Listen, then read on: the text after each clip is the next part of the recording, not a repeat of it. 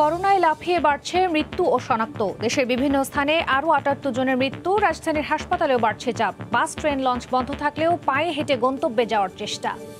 আওয়ামী লীগ বঙ্গবন্ধুর প্রতিকৃতিতে প্রধানমন্ত্রীর শ্রদ্ধা। সাম্প্রদায়িকতা মুক্ত দেশ গড়ায় লক্ষ্য, বললেন ওবায়দুল কাদের। এবং বর্ষা আসলেই নড়েচড়ে বসে প্রশাসন। চট্টগ্রামে পাহাড়ে ঝুঁকিপূর্ণ বসবাসকারীদের উচ্ছেদে অভিযান। স্থায়ী সমাধানে নেই কোনো উদ্যোগ।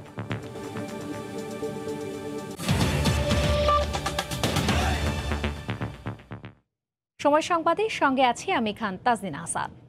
কোনো কিছুতেই নিয়ন্ত্রণে আসছে না দেশের করোনা পরিস্থিতি। ঢাকার বাইরে নিয়ন্ত্রণহীনভাবে বাড়ছে সংক্রমণ ও মৃত্যু। এরপরও গ্রামের লোকজন সচেতন না হওয়ায় রোগীর সংখ্যা লাফিয়ে বাড়ছে। ২৪ ঘন্টায় উত্তর ও দক্ষিণ পশ্চিমাঞ্চলে ৭৪ জন মারা গেছেন, আর সারা দেশে মিলিয়ে এই সংখ্যা ৭৮। চুয়াডাঙ্গায় একদিনে ৬৯ জনের মধ্যে ৬৪ জনই পজিটিভ হয়েছে। শনাক্তের হার ৯৩%। রিপোর্টার ও জেলা প্রতিনিধিদের তথ্য ও ছবিতে রিপোর্ট।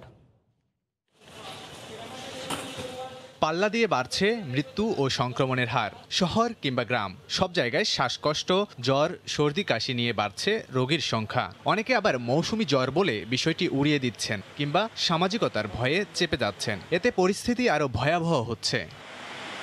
রাজশাহী অঞ্চলে করোনা আক্রান্তদের সাথে বাড়ছে উপসর্গ নিয়ে রোগীর ভিড়। এতে দীর্ঘ হচ্ছে মৃত্যুর তালিকা। ২৪ ঘন্টায় রাজশাহী মেডিকেলে করোনা ও উপসর্গে ১৬ জনের মৃত্যু হয়েছে। এদের মধ্যে রাজশাহীর ৮, চাঁপাইনবাবগঞ্জের ৩, নাটোরের ২, নওগাঁর ২ ও ঝিনাইদহের ১ জন।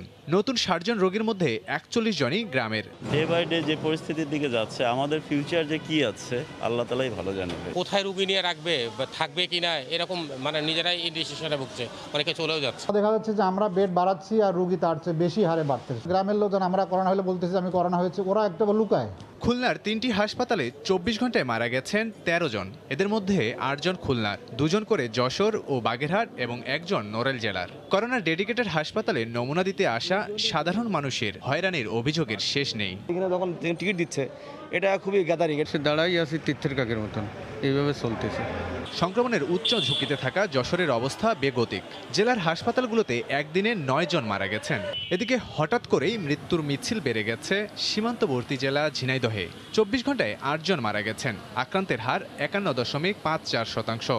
ভারতীয় ভেরিয়েন্টেরই সংক্রমণটা ছড়িয়ে পড়েছে, এমন করে সে কারণেই মৃত্যুর হারটা আগের থেকে একটু বেশি। সাতক্ষীরায় থামছে না মৃত্যু ও সংক্রমণের হার। ২৪ ঘন্টায় করোনায় ও উপসর্গে ৮ জনের মৃত্যু। ভয়াবহ পরিস্থিতি চুয়াডাঙ্গায়। একদিনে সর্বোচ্চ শনাক্তের হার ৯৩%। মারা গেছেন ৫ জন।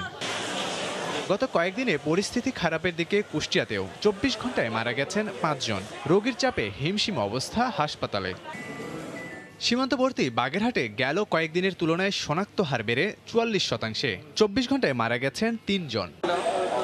উত্তরাঞ্চলের বগুড়াতেও গত কয়েকদিনে লাফিয়ে বাড়ছে সংক্রমণ ও মৃত্যু। ২৪ ঘন্টায় জেলায় ৪ জনের মৃত্যু হয়েছে। চট্টগ্রামে প্রতিদিনই হু হু করে বাড়ছে মৃত্যুর সংখ্যা। গত ২৪ ঘন্টায় নগরীতে ৩ জন মারা গেছেন, আর মধ্যাঞ্চল ময়মনসিংহে মৃত্যু হয়েছে ৪ জনের। লাবিব হাসান, সময় সংবাদ। ঢাকার সঙ্গে বন্ধ রয়েছে সারা দেশের দূরপাল্লার বাস, ট্রেন ও লঞ্চ চলাচল। সেই সঙ্গে লকডাউন চলছে ঢাকার আশেপাশের ৭ জেলায়। তবে ছোট ছোট যানবাহনে ৫ থেকে ১০ গুণ বেশি ভাড়া দিয়ে রাজধানীতে প্রবেশ এবং বের হচ্ছে সাধারণ মানুষ। আবার কেউ বা পায়ে হেঁটেই ছুটছেন গন্তব্যে। করোনার ভারতীয় ভ্যারিয়েন্টে বিপর্যস্ত দেশের সীমান্তবর্তী জেলাগুলো। প্রতিদিনই ওইসব এলাকায় বাড়ছে করোনায় সংক্রমণ ও মৃত্যু। করোনার লাগাম টানতে মঙ্গলবার সকাল থেকে সারা দেশ থেকে বিচ্ছিন্ন রাজধানী। ঢাকার আশপাশে ৭টি জেলায় চলছে কঠোর লকডাউন, যার প্রভাব পড়েছে ঢাকার প্রবেশ মুখগুলোতে। বুধবার সকাল থেকে বিভিন্ন প্রবেশদ্বারে চেকপোস্ট বসিয়ে তল্লাশি চালাচ্ছে আইনশৃঙ্খলা বাহিনী। জরুরি সেবা, পণ্যবাহী ট্রাক ও লরি ছাড়া দূরপাল্লার কোনো পরিবহন চলাচল করছে না। যদিও পায়ে হেঁটেই গন্তব্যের উদ্দেশ্যে রওনা দেন বহু মানুষ। ভেঙে ভেঙে অনেককেই ঢাকায় প্রবেশ ও বের হতে দেখা গেছে। সাধারণ মানুষ বলছেন, অফিস ও জরুরি কাজ থাকায় তাদের কষ্ট করেই গন্তব্যে ছুটতে হচ্ছে। কিভাবে যাবো সেই চিন্তায় গেছি, রাস্তায় আছি, গাড়ির জন্য খাওয়া আছে, গাড়ি নাই। 10টার বেলা বৃষ্টি আছে, আর ওপার যাও পেড়ছে গাড়ি পেড়ছে ওপার থেকে মানে 200-300 টাকা এই অবস্থায় হাইটেই রওনা দিয়েছে কত দূর যেতে পারি। দূরপাল্লার বাস বন্ধ থাকায় সুযোগ নিয়েছে বিভিন্ন ছোট যানবাহন, রিক্সা, ভ্যান সহ মৌখিক চুক্তিতে চলছে বিভিন্ন মোটরসাইকেল। এক্ষেত্রে সুযোগ বুঝে ভাড়া হাতানো হচ্ছে 5 থেকে 10 গুণ বেশি। গাড়ি ঘোড়া বন্ধ, এখন তো কিভাবে যাব, অফিস তো করাই লাগবে। হাজারিবাগ থেকে এলাম, চাকরি করি আসলিয়া, ভাঙ্গা গাড়ি ভাড়া ডবল। প্রাইভেট গাড়িগুলোকে আমরা চেক করতেছি, তারা যে অফিসিয়ালভাবে কোনো কার্যক্রম তারা যাইতেছে এবং যাত্রী হিসাবে কোনো প্রাইভেট গাড়ি যাইতেছে না, তারা আমরা ব্যাক করে দিতেছি। করোনার লাগাম টানতে নারায়ণগঞ্জে লকডাউন বাস্তবায়নে তৎপর রয়েছে প্রশাসন। শহরের বিভিন্ন সড়ক মহাসড়কে 30টি চেকপোস্ট বসানো হয়েছে। তৎপর রয়েছে জেলা প্রশাসনের 18টি ভ্রাম্যমাণ আদালত। তারপরও সাধারণ মানুষের মাঝে বিধিনিষেধ মানার ক্ষেত্রে উদাসীনতা চোখে পড়েছে। যানবাহন ঠিকমতো পাওয়া যাচ্ছে না, আবার ভাড়া বেশি রাখছে। 5 টাকার ভাড়া 10 টাকা, 15 টাকা, তারপরে ঠিক মতো আসা যায় না। এদিকে দূরপাল্লার বাস বন্ধের নির্দেশনা উপেক্ষা করে ঢাকা টাঙ্গাইল মহাসড়কে উত্তরবঙ্গ সহ বিভিন্ন জেলার গণপরিবহন চলতে দেখা গেছে। এক্ষেত্রে বেশিরভাগ যাত্রীকে স্বাস্থ্যবিধি মানতে দেখা যায়নি। মানবো কিভাবে স্যার, পেটে খিদে কি করবো? যাত্রী যারা যাচ্ছে গাড়ি সব স্কোয়ার গেট থেকে ঘুরে দিতেছে টাঙ্গাইল সীমানা পর্যন্ত। ঢাকার সাথে যোগাযোগ প্রায় বিচ্ছিন্নই। এইখানে আমাদের টাঙ্গাইল মহাসড়কে খুব বেশি গণপরিবহন নাই, হঠাৎ 2-1টা গাড়ি আসে, সেগুলো আমরা নিবৃত্ত করার চেষ্টা করতেছি।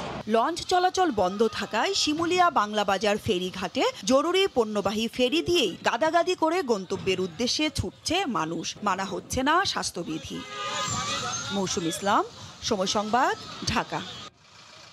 সময় সংবাদে আরও থাকছে, নিউ ইয়র্ক সিটি নির্বাচনে কাউন্সিল ওম্যান হওয়ার পথে বাংলাদেশি শাহানা হানিফ ও সোমা সাইফ, প্রতিদ্বন্দ্বিতায় আরও 10 প্রবাসী।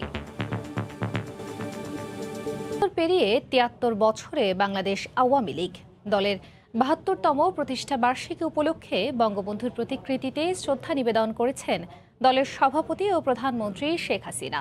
শ্রদ্ধা নিবেদন করেন আওয়ামী লীগ নেতারাও। এ সময় আওয়ামী লীগের সাধারণ সম্পাদক ওবায়দুল কাদের বলেন, জনগণকে সঙ্গে নিয়েই এদেশের উন্নয়নে কাজ করছে আওয়ামী লীগ। বাংলাদেশের স্বাধীনতা অর্জন সহ জাতির প্রতিটি ইতিবাচক অর্জনের নেতৃত্বে ছিল বাংলাদেশ আওয়ামী লীগ। টানা 3য় মেয়াদে রাষ্ট্রীয় ক্ষমতায় থাকা অভিজ্ঞ এই রাজনৈতিক দলটির 72তম প্রতিষ্ঠা বার্ষিকীতে বুধবার সকালে ধানমন্ডির 32 নম্বরে জাতির জনক বঙ্গবন্ধু শেখ মুজিবুর রহমানের প্রতিকৃতিতে শ্রদ্ধা জানান আওয়ামী লীগ সভাপতি ও প্রধানমন্ত্রী শেখ হাসিনা। শ্রদ্ধা নিবেদন শেষে কিছুক্ষণ নীরবে দাঁড়িয়ে থাকেন তিনি। এরপর দলের পক্ষ থেকে জ্যেষ্ঠ নেতাদের নিয়ে শ্রদ্ধা নিবেদন করেন আওয়ামী লীগের সাধারণ সম্পাদক ওবায়দুল কাদের। পরে দলের সহযোগী ও অঙ্গ সংগঠনের নেতাকর্মীরাও বঙ্গবন্ধুর প্রতিকৃতিতে শ্রদ্ধা নিবেদন করেন। শ্রদ্ধা নিবেদন শেষে ওবায়দুল কাদের বলেন, অতীত বর্তমানের মতো ভবিষ্যতেও জনগণকে সঙ্গে নিয়েই এদেশের উন্নয়নে কাজ করবে আওয়ামী লীগ। আওয়ামী লীগ জনগণের সাথে ছিল, জনগণের সাথে আছে এবং ভবিষ্যতেও জনগণের সঙ্গে আওয়ামী লীগ থাকবে। কোনো ষড়যন্ত্রই দেশের মাটি ও মানুষকে আলাদা করতে পারবে না বলেও জানান দলের সাধারণ সম্পাদক। শত ষড়যন্ত্রই আওয়ামী লীগকে মাটি মানুষ থেকে এ যাবৎ বিচ্ছিন্ন করতে পারেনি, ইনশাল্লাহ ভবিষ্যতেও পারবে না। বঙ্গবন্ধু থেকে শেখ হাসিনা যে ঐতিহ্য আমরা বহন করে চলছি, এই ধারা অব্যাহত থাকবে। সাম্প্রদায়িকতার মূলোৎপাটন করে বঙ্গবন্ধুর সোনার বাংলা গড়ে তুলতে আওয়ামী লীগ কাজ করে যাবে বলেও মন্তব্য করেন ওবায়দুল কাদের। প্রশ্ন আশিস, সময় সংবাদ, ঢাকা। বছর কোনো তৎপরতা না থাকলেও বর্ষা মৌসুম আসলেই চট্টগ্রামের পাহাড়ে ঝুঁকিপূর্ণ বসতি উচ্ছেদে নড়েচড়ে বসে প্রশাসন। যদিও জেলা প্রশাসনের দাবি সারা বছর কর্মপরিকল্পনা থাকে তাদের, তবে বর্ষা মৌসুমে প্রাণহানি ঠেকাতে উচ্ছেদ অভিযান বেশি করা হয়। বিশেষজ্ঞরা বলছেন, স্থায়ী ব্যবস্থা করা না গেলে রক্ষা করা যাবে না পাহাড়। কোথাও পাহাড়ের কোল ঘেঁষে আবার কোথাও পাহাড় কেটে এভাবে ঝুঁকিপূর্ণভাবে বসতি গড়ে তুলেছে স্বল্প ও নিম্ন আয়ের মানুষ। এমনকি নানা প্রভাব খাটিয়ে অত্যন্ত ঝুঁকিপূর্ণভাবে পাহাড়ে দোতলা 3তলা পর্যন্ত ভবনও করেছে একটি মহল। আর এইসব অবৈধ বসতির খেসারত দিতে প্রতি বছরই পাহাড় ধসে প্রাণ যায় অনেকের। চলতি বর্ষায় পাহাড়ে প্রাণহানি ঠেকাতে বুধবার সকালে নগরীর আমবাগান এলাকায় একে খান পাহাড়ে ঝুঁকিপূর্ণ অবৈধ বসতি উচ্ছেদ করে জেলা প্রশাসন। আর নিম্ন আয়ের মানুষগুলোর দাবি তারা বাধ্য হয়ে থাকছেন এখানে। বউ বাচ্চা নিয়ে আমরা এখানে কোনো মতো থাকি, একটা নোটিশ দেয় নাই বা কিছু দেয় নাই, হঠাৎ করে আজকে আমার ঘরগুলি এখানে ভাঙছে। আমি অসহায় মানুষ, আমি কই থাকি কই গিয়েরি। কেন বর্ষা এলেই উচ্ছেদ অভিযান চলে? প্রশ্নের উত্তরে প্রশাসনের দাবি সারা বছরই এই অভিযান চলমান থাকে। সারা বছরই পরিচালনা করা হয়, তবে বর্ষাকাল আসার আগে এগুলোকে একটু বেশি আমরা অ্যাক্টিভ হই, কারণ যেন কোনো ধরনের দুর্ঘটনাটা না হয়। প্রতি বছর বর্ষা মৌসুম আসলে পাহাড়ে ঝুঁকিপূর্ণ বসবাস নিয়ে আলোচনা হয়, তৎপর হয় প্রশাসনও, চলে উচ্ছেদ অভিযানও। কিন্তু স্থায়ী পুনর্বাসনের ব্যবস্থা না করায় কিছুদিন পর আবারও ঝুঁকিপূর্ণ বসবাস শুরু করে বাসিন্দারা। বিশেষজ্ঞরা বলছেন কঠোর আইনি পদক্ষেপ ছাড়া এই সমস্যা সমাধান সম্ভব নয়। সারা বছর প্রশাসন ঘুমিয়ে থাকে কিংবা যোগ সাজুচে থাকে, ঠিক বর্ষার আগে গিয়ে এই মানুষগুলিকে উৎখাত করে তারা যে আয় করে সে আয় দিয়ে তারা নিরাপদ বাসস্থান জোগাড় করতে পারে না। ওদের সামর্থ্য অনুযায়ী যা ভাড়ার সেই ভাড়ায় ভাড়া নির্ধারণ করে রাষ্ট্র কিছু সাবসিডি দিয়ে তাদেরকে থাকার ব্যবস্থা করতে পারে। জেলা প্রশাসনের তথ্য মতে নগরীতে 17টি ঝুঁকিপূর্ণ পাহাড়ে প্রায় কয়েক হাজার মানুষ বসবাস করে। ফেরদৌস লিপি, সময় সংবাদ, চট্টগ্রাম। পরিচয়পত্র ইস্যুতে আবারও মুখোমুখি অবস্থানে সরকার ও নির্বাচন কমিশন। একটি চিঠি দিয়েই এনআইডি নিয়ে যাওয়া যাবে না বলে মন্তব্য করেছেন প্রধান নির্বাচন কমিশনার KM নুরুল হুদা। তিনি বলেন এর জন্য আলোচনায় বসতে হবে, যদিও স্বরাষ্ট্রমন্ত্রী বলছেন যথাস্থানেই যাচ্ছে এনআইডি। জাতীয় পরিচয়পত্র স্বরাষ্ট্র মন্ত্রণালয়ের সুরক্ষা বিভাগে হস্তান্তর করতে হবে। মন্ত্রিপরিষদের পক্ষ থেকে চূড়ান্ত এই সিদ্ধান্ত জানানোর পরও এখনও আশা ছাড়ছে না নির্বাচন কমিশন। বুধবার আগারগাঁওয়ে নির্বাচন প্রশিক্ষণ ভবনে সাংবাদিকদের মুখোমুখি হয়ে সিইসি বলেন, কোনো ধরনের আলোচনা ছাড়া শুধু একটা চিঠি দিয়েই এনআইডি হস্তান্তর সম্ভব নয়। এর জন্য বসতে হবে আলোচনায়, আর সেই উদ্যোগ নিতে হবে সরকারকেই। এভাবে তো হয় না, আলোচনা করতে হবে কীভাবে নিবে না নিবে, অবশ্যই সেটা একটা আলোচনা হবে। এটা তো স্বাভাবিক, আপনারা বুঝতে পারেন যে একবারে এটা তো টেবিল চেয়ার না যে উঠে নিয়ে গেলাম। এ সময় এনআইডি ইসিতে রাখার পক্ষে বিভিন্ন যুক্তি তুলে ধরেন তিনি। এই কাজটা করার জন্য আমাদের কয়েক হাজার নিবেদিত কর্মী তৈরি হয়েছে 12-13 বছরে, এবং তারা অত্যন্ত প্রফেশনাল, অত্যন্ত উচ্চ পর্যায়ের প্রযুক্তি সম্পন্ন একটি কার্ড তারা তৈরি করতে পেরেছে। এতগুলো লোক আবার নতুন করে তৈরি করা আর আবার 12 বছর ধরে অন্য কোনো ডিপার্টমেন্টের পক্ষে সম্ভব না। তাদের যুক্তি হলো যেটা সরকারের জিনিস, তোমরা করবা কেন, তোমরা তো সরকার না। আর আমরা বলি আমরা সরকার না, কিন্তু আমরা তৈরি করেছি সরকারের যখন যেটা দরকার হয় আমরা সরকারের সেবা দিতে পারি। তবে স্বরাষ্ট্রমন্ত্রী বলছেন এনআইডি সেবা থাকতে হবে স্বরাষ্ট্র মন্ত্রণালয়ের অধীনেই।